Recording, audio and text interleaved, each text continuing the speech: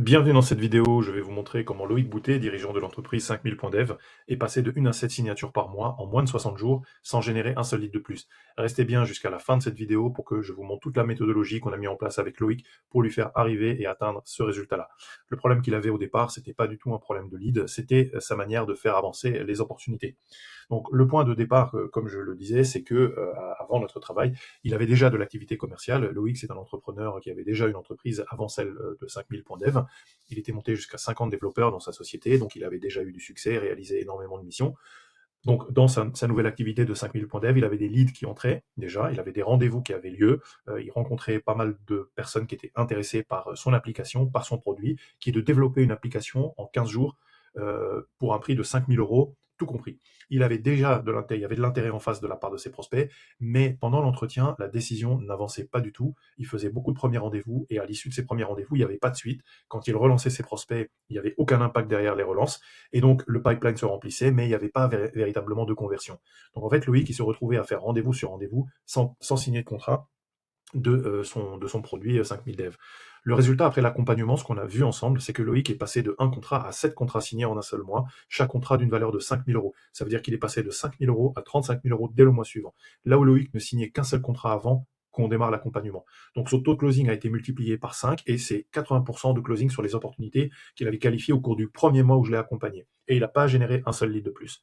Alors, comment est-ce qu'on a fait ça? C'est ce que je vais vous montrer là. Aujourd'hui, c'est pas de la théorie, c'est une mécanique concrète de décision, comment faire aboutir une décision quand vous avez un interlocuteur en face de vous.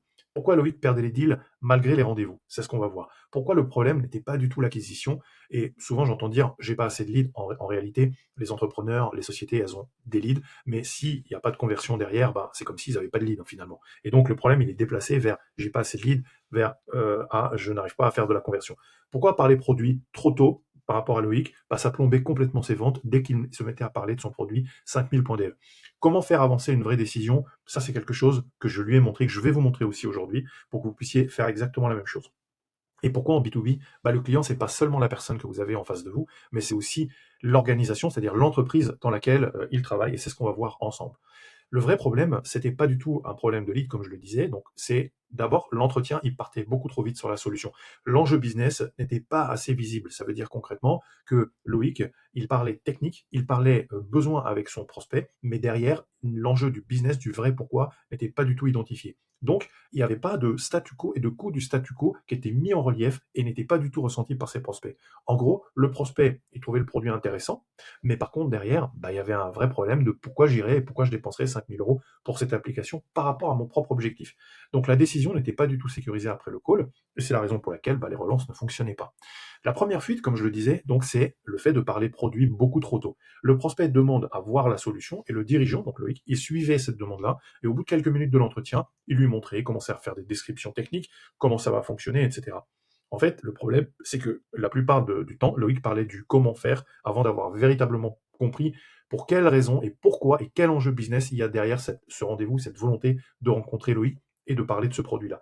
Donc en fait, l'idée c'est de remonter à l'enjeu business et ça, Loïc n'arrivait pas à le faire, à remonter au niveau de l'enjeu business. Un enjeu business, c'est faire un développement par rapport à une application, un développement commercial, c'est acquérir plus de clients, c'est gagner du temps, c'est améliorer sa productivité. Un enjeu business, c'est un enjeu qui est important pour l'entreprise et qui fait qu'elle serait prête à dépenser de l'argent. Donc s'il n'y a pas un enjeu business visible, c'est compliqué de faire ressortir bah, le coût du problème et le coût du manque à gagner. Donc ça, c'est quelque chose qui n'était pas fait par Loïc au cours de l'entretien et que je lui ai indiqué, je lui ai donné la méthode pour le faire. Donc l'entretien, en fait, qu'il faisait, c'était bah, une suite de démonstrations. Il faisait les démonstrations, c'était très sympathique, mais c'était pas du tout des rendez-vous pour prendre des décisions. La fuite numéro 2, c'est que sans enjeu business, bah, il n'y a pas de tension. Et on sait tous que s'il n'y a pas de tension, il n'y a pas de décision qui est possible. Si les personnes restent dans leur zone de confort ou dans leur certitude, ils vont pas aller acheter un produit, dépenser de l'argent. Donc, ce qu'il faut faire et ce qu'on a fait avec Loïc, c'est que je lui ai montré comment calculer le coût du problème pendant le rendez-vous. Donc, un coût, c'est un raisonnement économique que le prospect a complètement validé et il a vu l'intérêt en fait de continuer à discuter avec Loïc. Donc, si tu montres pas le manque à gagner qui est visible pendant l'entretien, pourquoi continuer? Et la tension elle est trop faible. Donc, on ressent pas, le prospect ne ressent pas le risque du statu quo et à partir de ce moment-là, bah, le prospect comprend ce que tu vends, mais il va pas bouger parce qu'il n'y a pas de lien avec son business, il n'y a pas de lien avec un manque à gagner, il n'y a pas de perte visible, il n'y a pas d'enjeu qui a été clairement identifié et derrière, bah, les obstacles, le manque à gagner, le niveau de tension, et donc derrière, tu peux pas projeter ton prospect vers un meilleur futur grâce à ta solution, et c'est tout ça qui faisait qu'il y avait une deuxième fuite dans le pipe de Loïc. En fait, la bonne tension, c'est pas créer du drama, on n'est pas au théâtre.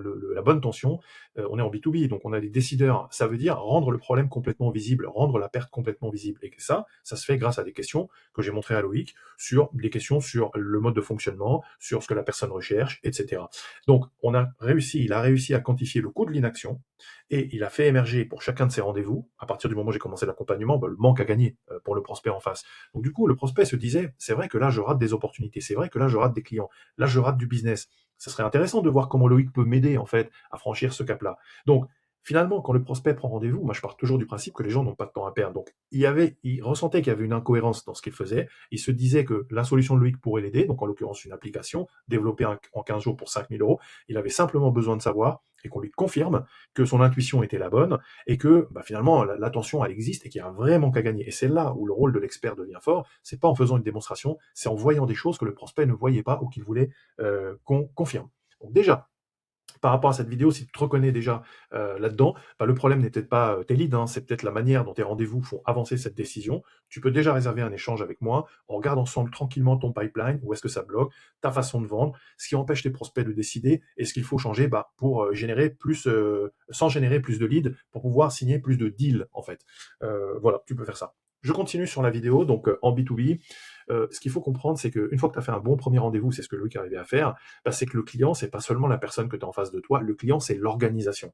L'organisation, c'est quoi? C'est au minimum 2 personnes, donc ça peut être 2 associés, mais ça peut être aussi, par exemple, un boss avec derrière un responsable de service et puis une personne qui travaille avec cette personne. Ça peut être 2 personnes de 2 services différents, quelqu'un de technique, quelqu'un de financier, quelqu'un aux achats. Donc en fait, tu vends pas à une seule personne, tu vends à plusieurs personnes en B2B. Donc d'abord, il faut créer le premier intérêt, donc comme je le disais tout à l'heure, chez la première personne, et ensuite, il faut préparer l'alignement interne pour que cette personne ait envie d'aller parler de ta solution en interne. Et le meilleur scénario, et c'est ce que Loïc arrivait à faire grâce à la méthode, c'est qu'il arrivait à rencontrer la personne suivante parce que la première était tellement enthousiaste que finalement, elle lui prenait rendez-vous avec la deuxième personne, ce qui évitait d'avoir des non-dits, des adversaires dans l'organisation. C'est ça qui bloque en fait les deals, c'est quand quelqu'un dit je vais en parler en interne. Bon là, en l'occurrence, on a résolu le problème parce que la première personne était tellement intéressée qu'elle donnait envie c'était facile pour elle d'aller voir la deuxième personne. Donc finalement, ce qu'on fait, c'est qu'on l'aide à transmettre cette valeur à l'interne pour pas qu'elle se dilue, qu'elle se perde. Sinon, le deal se bloque entre l'intérêt de la première et la décision au niveau de l'organisation. Donc grâce à ça, ce qu'il faut que tu fasses, c'est que tu puisses avoir déjà le premier intérêt au niveau de la première personne avec cette méthode-là, et derrière de créer ce deuxième intérêt pour pouvoir donner envie à la personne d'avancer dans son lead, et c'est ce qu'on voit pendant les accompagnements. Donc en fait, ce qu'on a changé, c'est qu'on a repris la vente dans le bon ordre. Un, on cadre l'entretien. Deux, on fait émerger un enjeu business qui est hyper clair, hyper impactant. Ensuite, on regarde ce qui empêche la personne d'atteindre ces objectifs-là. On regarde quelle perte ou quel manque à gagner est visible grâce aux questions qu'on va poser. Et puis derrière, on le projette dans un scénario avant même de lui montrer le produit pour qu'il ait envie de voir le produit. En fait, notre but, c'est de vraiment lui montrer une fois que le désir est là. Et on sécurise la prochaine étape qui peut être de rencontrer un deuxième interlocuteur ou de l'équiper pour qu'il aille en parler en interne. Et après, on organise la démonstration. Une fois que la démo est faite, ça peut être une démonstration de produit ou de service. Derrière, la proposition, ça va beaucoup plus vite. Les gens se sentent en sécurité. Ils font un premier pas qui est très clair et ils signent le contrat. Donc, on renforce cette transmission en interne et ça, c'est super puissant pour permettre de faire du x2, x3 sur les taux de closing. Quand ces fuites, ce que ça change, c'est que quand ces fuites sont corrigées, bah, le pipe recommence à convertir. C'est-à-dire que ton pipe n'est plus fictif, il devient réel parce que tu as un contrôle sur chacune de tes opportunités. Donc, tu as des rendez-vous qui avancent et qui font avancer tes prospects. Tu as des prospects qui comprennent beaucoup mieux l'enjeu et comment tu y réponds. Les décisions sont beaucoup plus nettes. Tu as un pipeline qui convertit davantage et tu as un closing qui explose, qui fait x2 au minimum. Si tes deals traînent aujourd'hui, le problème n'est peut-être pas dans ton acquisition, le problème est peut-être dans ton cadrage, ou ta manière de faire émerger l'enjeu, ou ta capacité à sécuriser une vraie décision. Même quand le prospect semble intéressé, parce qu'il y a beaucoup de prospects intéressés, mais il y a une différence entre être intéressé et signer un contrat. Donc, par rapport à ça, si tu veux identifier où est-ce que tes deals bloquent, on peut regarder ton pipeline ensemble. On voit ensemble où tes rendez-vous décrochent, où est-ce que tu perds en fait cet intérêt, voir ce qui empêche tes prospects de décider et voir ce qu'il faut changer pour signer plus de contrats et doubler ton taux de closing. Réserve un échange via le lien ci-dessous dans la vidéo. On prend rendez-vous, on regarde ça ensemble et ça sera avec grand plaisir. Je te retrouve de l'autre côté et je te dis à très vite.